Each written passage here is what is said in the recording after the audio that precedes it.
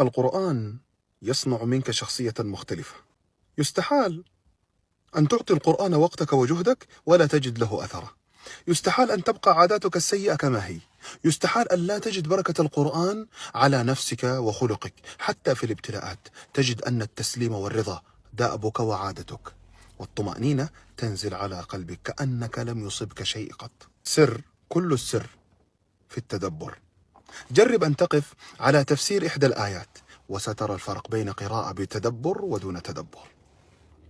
القرآن يهذبك، يؤدبك، يعلمك، يشفيك ويعلي مقامك. يكفي قوله تعالى: هدى للناس وبينات من الهدى والفرقان. السلام عليكم ورحمة الله وبركاته.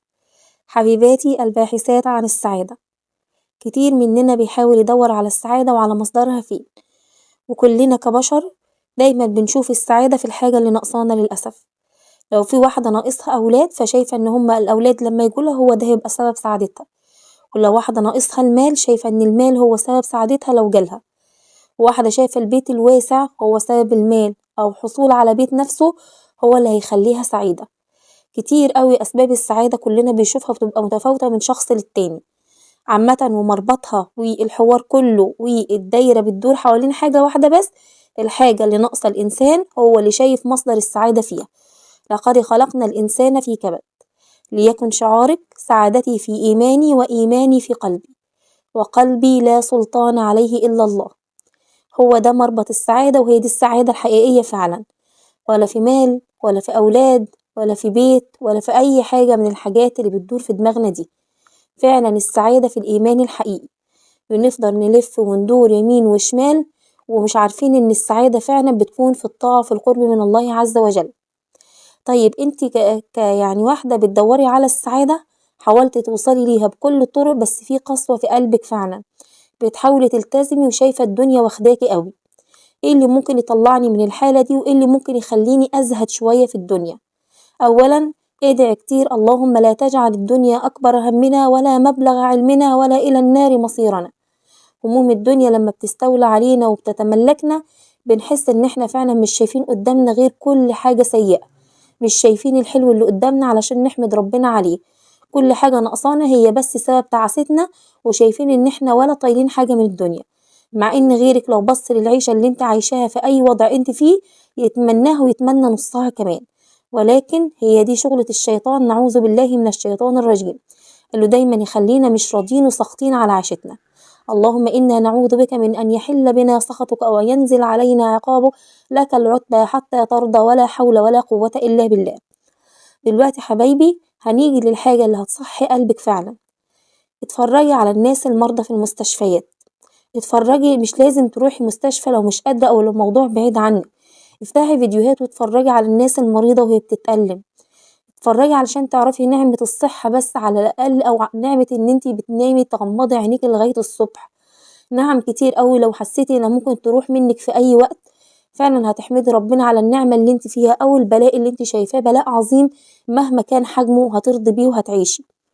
حاجة تانية بعد لما تفكري بقى في الدنيا عشان تزهدي فيها وتحسي وتحمدي ربنا أول حاجة على النعم اللي انت فيها، بصي للي أقل منك، للي مش لاقيين، بصي للناس اللي اللي قاعدين في البرد وفي المخيمات من غير فرش ومن غير بطانية. احمدي ربنا بس على نعمة البطانية اللي بتتغطي بها بالليل، واحمدي ربنا على نعمة السرير اللي بتنامي عليه، مش بتنامي على أرض مكشوفة في الشارع.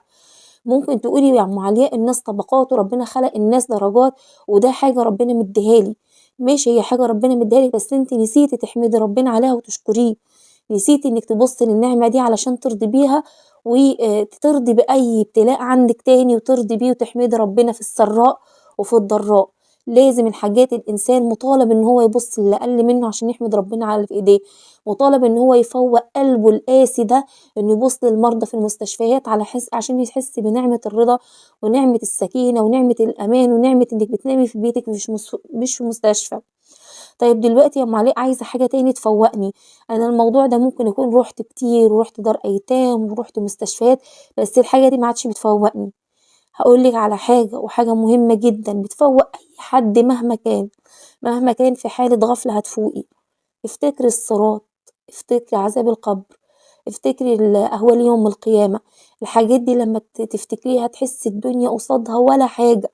كل العناء اللي في الدنيا اللي انت بتشوفيه كله عبارة عن طريق صغير احنا ماشيينه عشان نوصل لحاجة أبدية، وحاجة هي اللي هنتحاسب عليها. وإن الدار الآخرة لهي الحيوان.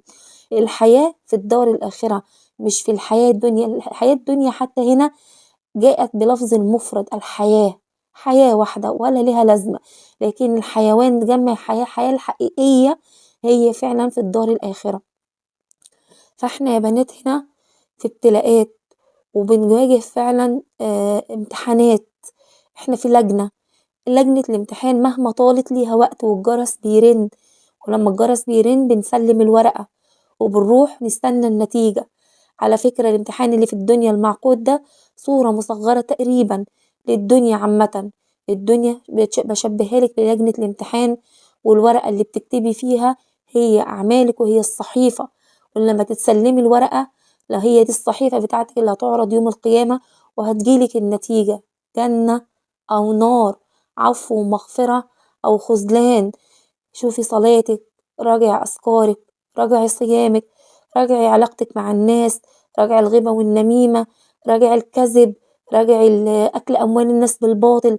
راجعي حاجات كتيرة أوي في حياتك. لما تراجعيها وتفضلي فعلا تقفي قصاد نفسك وقفة صح، هتفوقي فعلا. ليه اتكلمت عن الموضوع ده؟ وليه حبيت ان انا اتكلم عن القسوة او الغفلة؟ علشان في ناس كتير اوي بتحب تقرب من ربنا، وبتحب يبقى فيه طاعة، بس مش قادرة. ايه يا ام علياء اللي موقف قلب قاسي ليه؟ قلبك محتاج ياخد دورات تدريبية، قلبك محتاج يفوق، قلبك محتاج يتربى. ربيه زي ما بقولك بالامور البسيطة اللي قلتها لك دي، وان كانت بسيطة بس اثرها كبير جدا. مجرد ما تفتكري بس الصراط هتعدي من عليه ازاي، شوفي هتتقي كل الذنوب اللي بتعمليها. هتتقي ظلم الناس. ظلم الناس يا بنات، ظلم الناس ثم ظلم الناس ابعدي عنه. اي حاجة عملتيها واي ذنب ان شاء الله ربنا يغفرهولك، الا الذنوب اللي بتكون بينك وبين الناس، والظلم اللي بينك وبين الناس، اكل اموال الناس بالباطل. الناس اللي بتاكل الميراث من بعضها، والناس اللي بتاكل ارض من بعضها، والناس اللي بتاكل حق بعضها، والواحدة اللي بتقوم الزوجة على زوجها وتبقى سبب في طلاق وخراب بيت. الحاجات دي كلها ما تحسبهاش هينة، هي عند الله عظيمة فعلا. حاجات صغيرة بتعملها في حياتك وبتحسبها مجدعة وشطارة وفتاكة وفهلوة، وتقولي انا شاطرة، ده الناس قالت عليا ايه، بصوا انا ست ب100 راجل، انا قلت الكلمة وما همنيش حد. وانت جرحتي ناس فعلا. جرح الناس دي حاجة مش سهلة. جرح قلوب الناس، جبر الخواطر حاجة عظيمة قوي. انا اتكلمت بكلمك عن بند وحاجة بسيطة قوي في حياتك، ممكن لو خدت بالك منها يمكن حياتك تنصلح وقلبك يرق. القلب ده يا بنات عبارة عن حاجة كده، كل ما تحط عليها ذنب على ذنب على ذنب بتبقى فيه نكتة سودا الران. ده كله بسبب الذنوب. فبعد كده القلب يقسو، مش بيتقبل الموعظة. انا سمعت يا ام علاء درس واتنين وتلاتة، قلبي ما بيتحركش ليه؟ قلبك فيه ذنوب كتير محتاجة استغفار، محتاجة توبة. الاستغفار العملي يا بنات، والتوبة العملية، مش الاستغفار اللي باللسان وانا قاعدة بسمع اغاني، ولا الاستغفار اللي بقطع الاستغفار واشتم، واقطع الاستغفار واغتاب، واقطع الاستغفار واقول كلام لا يرضي الله. لا، الاستغفار يا بنات اللي هو يطابقه الواقع العملي. انا بستغفر من ذنب وفعلا بنفذ ان انا ببعد عن الذنب ده.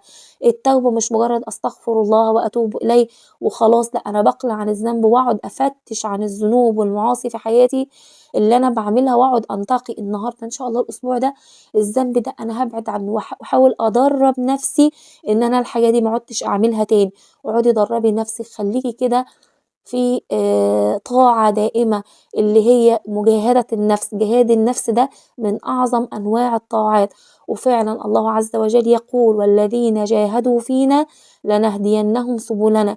جاهدي في الوصول إلى الله والقرب إلى الله، وحاولي بكل الطرق، ربنا هيهديكي فعلا، وهيهديكي وسائل وحاجات كتيرة هتلاقيها بتجيلك في طريقك. وانت بتتصفحي حتى في السوشيال ميديا ممكن تلاقي فيديو يرقق قلبك ويوصل لك فعلا معنى انت محتاجة توصلي له، ويبقى بداية التزامك فعلا. فاحنا على ابواب شهر رمضان ان شاء الله باذن الله يا بنات. خليها توبة صادقة، خليها بداية جديدة. بصوا أنا عارفة إن الدنيا واخدانا، وأنا عارفة ممكن واحدة تقولي ما ليه الدنيا مش واخداني بملذاتها، الدنيا واخداني بهمومها وبثقلها وبمسؤولياتها، مخلياني شايلة الهم طول اليوم. علشان كده دايما تقولي اللهم لا تجعل الدنيا أكبر همي ولا مبلغ علمي ولا إلى النار مصيري. استعيذي دايما بالله في أذكار الصباح والمساء من الهم والحزن. ربما إن شاء الله بإذن الله لما الهم ده يمشي من قلبك تفتكري الطاعة وتقربي وتبقى سهلة ويسيرة عليكي. اللهم مقلب القلوب صرف قلوبنا إلى طاعتك. بهذا يا بنات يكون النهاردة انتهى الفيديو بتاعي، حاجة بسيطة كده، تذكرة بسيطة أوي، حاجة بنعاني منها كلنا للأسف، حبيت ألفت نظري وأذكر نفسي وإياكم بيها. بكده يكون انتهى الفيديو. ادعميني بلايك وشيري الفيديو في كل مكان، يمكن يكون الفيديو ده برد وسلام على قلب أي حد. دمتم في أمان الله، والسلام عليكم ورحمة الله وبركاته. بحبكم في الله.